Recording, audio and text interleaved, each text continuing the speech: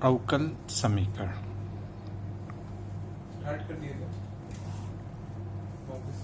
एक समीकरण जो स्वतंत्र चर, आश्रित चर तथा आश्रित चर के अवकलज गुणांक से बीज संबंधित हो, उसको हम एक अवकल समीकरण कहते हैं। हम स्वतंत्र चर लेते हैं एक बार,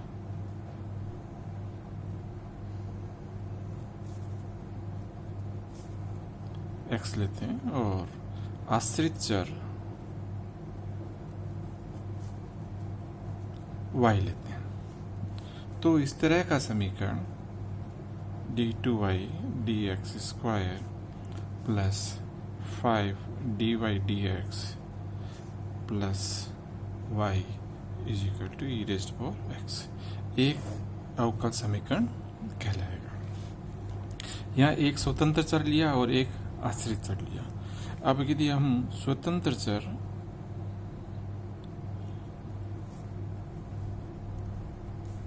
x तथा y ले लेते हैं और आश्रित चर z ले लेते हैं, तो हमारे पास इस तरह के संबंध प्राप्त होते हैं। x del z of del y plus y del z of del of x is equal to twice of z। ये जो समीकरण है जिसके अंदर आंशिक अवकल समीकरण मिले हुए हैं, तो यहाँ हमारे पास आंशिक अवकल समीकरण कहलाएगी। ये जो समीकरण जब एक स्वतंत्र चर था, उससे हमारे पास जो डिफरेंशियल इक्वेशन प्राप्त हुई, उसके अंदर अवकल समीकरण रैखिक अवकल पद विद्यमान है, तो इसलिए इनको हम सामान्य साधारण अवकल समीकरण कहते हैं। तो हमारे पास दो तरह के समीकरण प्राप्त होते हैं, एक साधारण अवकल समीकरण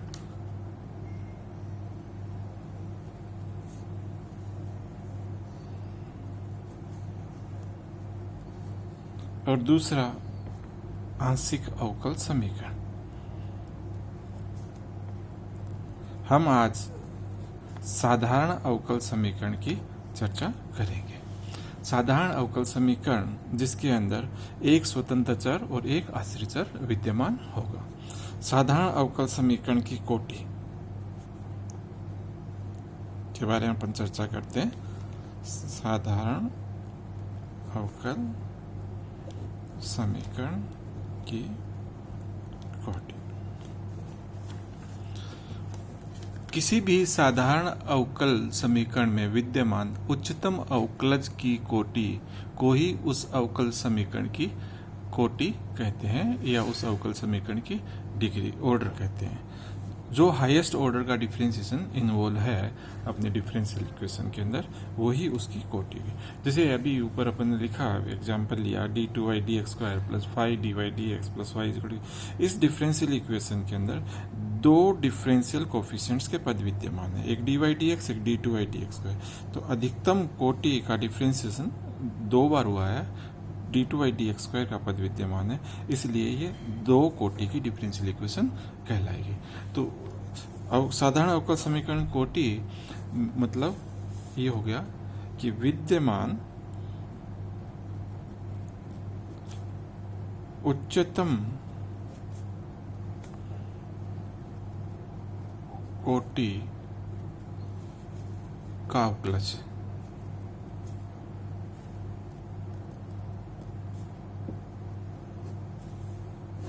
जो उच्चतम अवकलज की जो कोटि है, वही उसकी डिफरेंशियल इक्वेशन का ऑर्डर कहलाएगा। जैसे मैं ले d3 of y of dx cube plus 5 of y is equal to e की power x। This is my simple differential equation.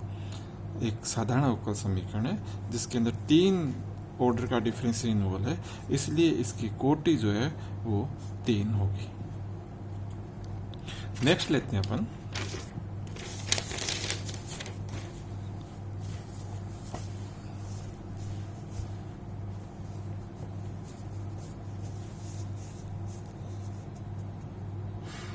अवकल समीकरण की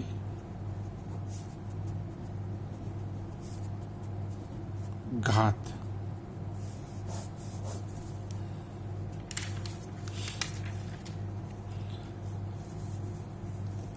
किसी भी अवकल समीकरण के अंदर अवकलजों के संदर्भ में परिमेय तथा पूर्ण बीजीय free from the radicals and fractions in derivatives बनाने के उपरांत उसमें आने वाले सबसे उच्चतम अवकलज की घात को ही उस अवकल समीकरण की घात या degree of the differential equation बोलते हैं। कि आपके पास जो डिफरेंशियल इक्वेशन है उसके अंदर जो घात है वो आंशिक या रेडिकल फ्री होनी चाहिए, आंशिक घात नहीं होनी चाहिए। मैं एक डिफरेंशियल इक्वेशन लेता हूँ, d2 of Y D X square plus 5 of Y is equal to sine of X. तो यहाँ पर ये एक सेकेंड ऑर्डर की डिफरेंशियल इक्वेशन है क्योंकि दो कोटि का इसके अंदर डिफरेंशियल इन्वॉल्व है। और अगर घात की बात करें या डिग्री की बात करें तो इसकी जो उच्चतम कोटि वाला डिफरेंशियल इक्वेशन का पद है, डिफरेंशियल कोफिशिएंट्स का पद है, उसकी जो डिग्री है, तो यहाँ इसकी डिग्री आप देख रहे हैं कि इसके ऊपर पावर 1 है, इसलिए इसकी डिग्री 1 है। ये जो डिफरेंशियल इक्वेशन है, ये डिफरेंशियल इक्वेशन सेकंड ऑर्डर की और फर्स्ट डिग्री की डिफरेंशियल इक्वेशन कहलाएंगे। यहाँ हम दो बातों की ध्यान रखना है। जब भी हम कोटि की बात करते हैं तो कोटि के अंदर summation of F X D x type के पद न हो। जब हम कोटि ज्ञात कर रहे हैं उस केस के अंदर हम ध्यान रखेंगे कि उस डिफरेंशियल इक्वेशन में summation of F X D x type के पद न हो। इसी प्रकार जब हम घात निकालते हैं तो हमारी जो डिफरेंशियल इक्वेशन है वो रेडिकल फ्री होनी चाहिए, ये हमें ध्यान रखना है। Free from radicals, free from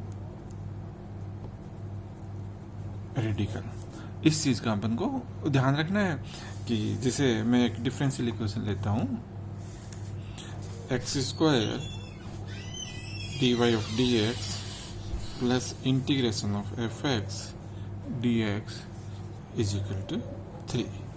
अगर इस डिफरेंशियल इक्वेशन की चर्चा करें अपन और इसकी ऑर्डर निकालना है तो अभी इस स्थिति में इसका ऑर्डर नहीं निकाल सकते क्योंकि इसके अंदर स्वतंत्र चर है, आश्रित चर है तथा उनके अवकलज की जगह इसमें समाकलन विद्यमान है। तो इसको समाकलन से फ्री करना पड़ेगा, तब ही हम इस ऑर्डर, इसकी डिफरेंशियल इक्वेशन की ऑर्डर निकाल सकते हैं। समाकलन से फ्री करने के लिए इसको अपन एक बार डिफरेंशिएट कर देते हैं। हमारे पास आ जाएगा twice of X D Y D X plus X square D two Y D of x square plus f of x is equal to 0. Now we can say this is a ordinary differential equation। और इसकी जो order की बात करेंगे तो ये second order का differential equation है। यहाँ पर आपके पास ऑर्डर भी 2 है और डिग्री भी 1 है क्योंकि सेकेंड ऑर्डर के ऊपर जो घात है वो 1 है। इसी प्रकार अगर मेरे पास ये डिफरेंशियल इक्वेशन है 1 plus D Y of D x cube power 2y3 is equal to d2y of dx square. इस differential equation, this is a complete ordinary differential equation क्योंकि ये आपके पास एक स्वतंत्र चर, आश्रित चर और उनके अवकलजों के बीच के अंदर एक संबंध स्थापित कर रही है। लेकिन इसका ऑर्डर क्लियर है, d2y dx और अधिकतम कोटि का जो डिफरेंशिएशन है वो 2 है, इसलिए ये 2 कोटि की डिफरेंशियल इक्वेशन है। तो ऑर्डर इज ऑब्वियस कि ऑर्डर इज 2। डिग्री की अगर बात करते हैं अपन तो इसके अंदर इसको रेडिकल फ्री नहीं है। ये भी इसमें जो पावर है 2y3, इस पावर 2y3 को रेडिकल फ्री करने के लिए हम इसको इस तरह से लिखेंगे 1 plus D Y D x cube 2y3 की जगह हम पावर कर देते हैं 2, तो इधर आ जाएगी हमारे पास d2y d of x square power 3। Now we say that this differential equation is of degree 3। तो आपके पास जो डिफरेंशियल इक्वेशन दी हुई है उसके अंदर हमें देखना है कि उसके अंदर एक इंटीग्रेशन के पद न हो, उनको पहले अपन को विलोपित करना पड़ेगा, तो ही हम उसके ऑर्डर की बात करेंगे। और जब हम ऑर्डर निकालने की स्थिति में आ जाते हैं तो हम उसकी डिग्री निकाल सकते हैं। डिग्री निकालने के लिए हमें देखना पड़ेगा कि उसके अंदर कोई फ्रैक्शनल पावर तो इन्वॉल्व नहीं है। अगर उस फ्रैक्शनल पावर इन्वॉल्व है तो वो फ्रैक्शनल पावर को हम कंप्लीट पावर में लिखेंगे, पहले परिवर्तित करेंगे। तो ये रहेगी आपके पास डिफरेंशियल इक्वेशन का ऑर्डर और डिग्री निकालने का तरीका। अब हम चलते हैं कि अगर आपके पास कोई डिफरेंशियल इक्वेशन, हम यहाँ साधारण अवकल समीकरण की चर्चा कर रहे हैं, और साधारण अवकल समीकरण के अंदर हल कौन कौन से हल होते हैं और किस तरह से हल अपन निकालते हैं। तो जिसे मैं एक डिफरेंशियल इक्वेशन की चर्चा करूं कि d2y of dx² plus k² of y is equal to 0। Sorry, इस डिफरेंशियल इक्वेशन में हम यहाँ देखते हैं कि y is equal to sine of kx is a solution, y is equal to a sin of kx is also a solution। इसी प्रकार y is equal to cos of kx is also a solution of this differential equation। इसको ये संतुष्ट कर रहा है। और y is equal to b cos of kx भी इसको संतुष्ट कर रहा है। तो इन दोनों से हमें प्राप्त होता है कि y is equal to a sin of kx plus b cos of kx। ये इसका एक व्यापक हल होगा। जब हम बात कर रहे थे y is equal to a sin kx इस डिफरेंशियल इक्वेशन सॉल्यूशन है, या y is equal to b cos kx, तो ये सॉल्यूशन अपना अधूरा सॉल्यूशन था। जबकि ये जो सॉल्यूशन है y is equal to a sin of kx plus b cos kx, ये हमारा व्यापक सॉल्यूशन होगा। तो यहाँ सेकंड ऑर्डर की डिफरेंशियल इक्वेशन है जिसके व्यापक हल के अंदर हमारे पास स्वेच्छ अचर आते हैं। ये जो स्वेच्छ अचर है, इनकी जो संख्या है ये उतनी ही होगी आपके पास जितने कोटि का, जितने ऑर्डर की ये आपकी डिफरेंशियल इक्वेशन है। तो जितने ऑर्डर की डिफरेंशियल इक्वेशन है उतनी ही स्वेच्छ अचर युक्त हमारे पास एक जनरल सॉल्यूशन या व्यापक हल प्राप्त होगा। कई बार हम देखते हैं कि कुछ ये जो व्यापक हल है, ये व्यापक हल हमारी दी हुई डिफरेंशियल इक्वेशन के समाकलन करने से प्राप्त होता है। तो व्यापक हल समाकलन से प्राप्त होता है, जिसको अपन जनरल सॉल्यूशन या व्यापक हल बोलते हैं। इस जनरल सॉल्यूशन के अंदर a और b के विभिन्न मान रखने से हमारे पास एक पर्टिकुलर सॉल्यूशन प्राप्त होता है। तो स्वेच्छ अचर की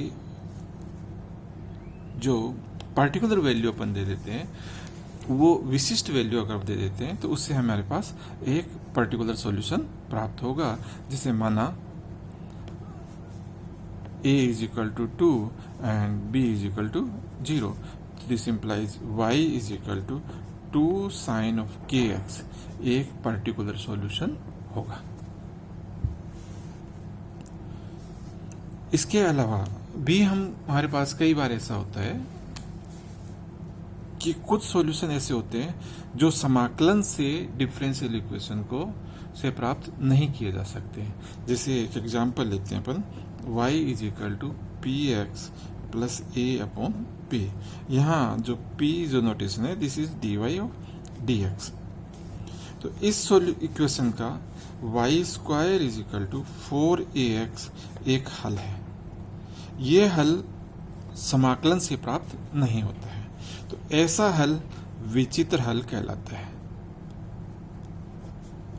किसी भी डिफरेंशियल इक्वेशन का वो सॉल्यूशन जो उस डिफरेंशियल इक्वेशन को संतुष्ट करता है, लेकिन उसको हम इंटीग्रेशन से प्राप्त नहीं कर पाते हैं, उसको हम सिंगुलर सॉल्यूशन या विचित्र हल कहेंगे।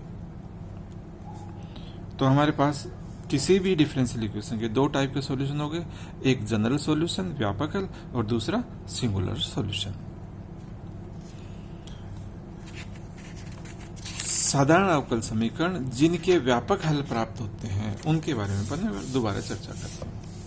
यहाँ हमने इस एग्जाम्पल में देखा कि हमारा डिफरेंशियल इक्वेशन था d2y of x square plus k square of Y is equal to 0। तो y is equal to a sine of के x plus b cos of के एक्स, ये इसका एक व्यापक हल प्राप्त हुआ। क्या हम व्यापक हल से उसका डिफरेंशियल इक्वेशन प्राप्त कर सकते हैं क्या? तो व्यापक हल से डिफरेंशियल इक्वेशन प्राप्त कर दे रहे हैं, हमें ध्यान रखना है कि इसके अंदर स्वेच्छ अचर कितने हैं, इनको देखेंगे। यहां स्वेच्छ अचर a तथा b है। अब व्यापक हल से डिफरेंशियल इक्वेशन प्राप्त करने के लिए दिए हुए व्यापक हल का हम जितने स्वेच्छ अचर है उतनी बार उस व्यापक हल का अवकलन करेंगे और उसके बाद में इन a और b का विलोपन करेंगे। उससे हमारे पास जो संबंध स्थापित होगा वो संबंध डिफरेंशियल इक्वेशन, जो डिफरेंशियल कोएफिशिएंट इन्वॉल्व होगा उसमें, वो हमारे डिफरेंशियल इक्वेशन कहलाएगी। जैसे मैं यहाँ पर अगर डिफरेंशिएशन करता हूँ तो dy of X is equal to K A cos of के X minus B sine of के एक्स। एक बार और डिफरेंशिएट करता हूँ मैं तो d2y dx square is equal to k square will be a sine of के x and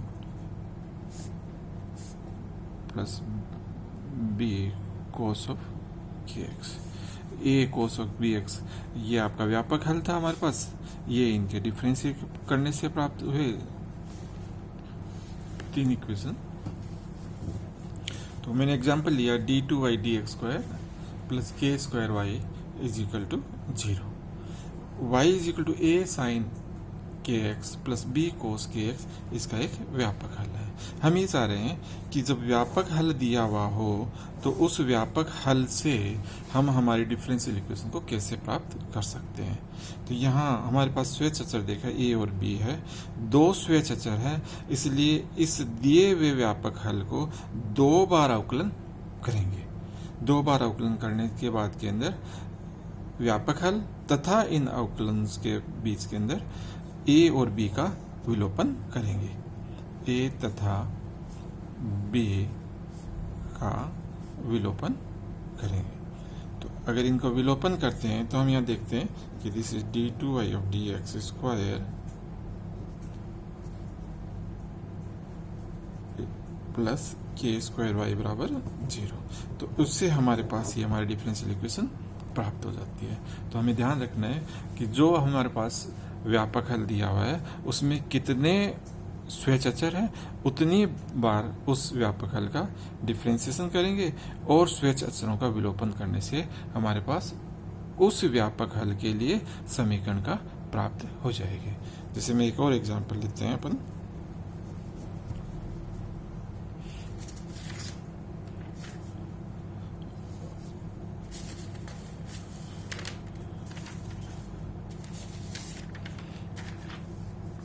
xy is equal to a e की power x plus b e raised to power minus of x plus X square. यहाँ हम देखते हैं कि जो स्वेच्छ अचर है वो a तथा b है, दो स्वेच्छ अचर है। इसका मतलब हमें दो बार इसका डिफरेंशिएशन करना होगा। दो बार डिफरेंशिएशन करने के लिए तो अवकलन कर लेते हैं अपन दो बार। एक बार पहला अवकलन x dy of dx plus y is equal to a e raise to power x plus b e raise to power minus of x, sine minus हो जाएगा यहाँ पर, प्लस ट्वाइस ऑफ x। एक बार और अवकलन करते हैं x d2y dx square plus dy of dx plus dy of dx, इसका अवकलन किया। दिस इज a e की power x plus b e की power minus of x plus twice of. तो हमारे पास ये व्यापक हल था। एक बार अवकलन किया ये समीकरण प्राप्त हुई, दूसरी बार अवकलन किया ये समीकरण प्राप्त हुई। 1 2 3 तथा 3 से ए बी का विलोपन करना है।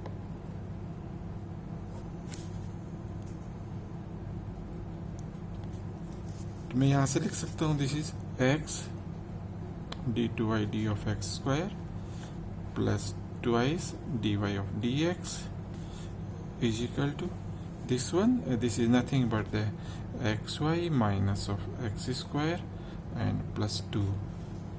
This is our differential equation.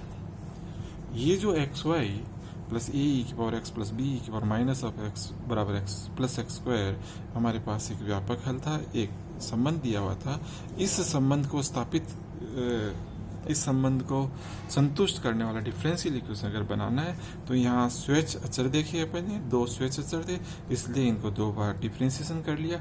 2 bar differentiation कर इन तीनों संबंधों से हम ए और बी का विलोपन करते हैं, उससे हमारे पास ऑर्डिनरी डिफरेंशियल इक्वेशन प्राप्त हो जाती है। तो आज हमने क्या क्या पढ़ा उसके बारे में दोबारा से पूरा एक बार समरी कर लेते हैं। सबसे पहले हमने जो पढ़ा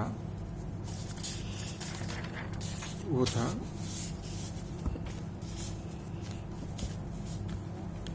अवकल समीकरण,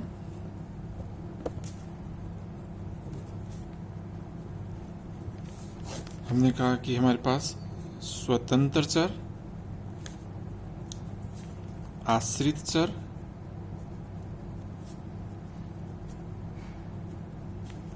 और उनके अवकलज।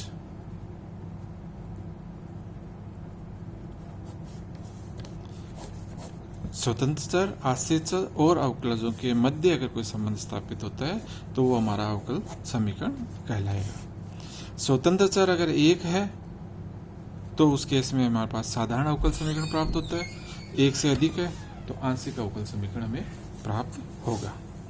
इसके बाद के अंदर हमने इनकी कोटि और घात का अध्ययन किया। कोटि की बात की तो हमने कहा कि किसी भी साधारण अवकल समीकरण के अंदर उच्चतम अवकलज का पद ही उस समीकरण की कोटि बताता है, तथा उच्चतम अवकलज की जो घात है जबकि उस समीकरण को अपन रेडिकल फ्री कर देते हैं तो वो उस अवकल समीकरण की घात का बारे में जानकारी देता है।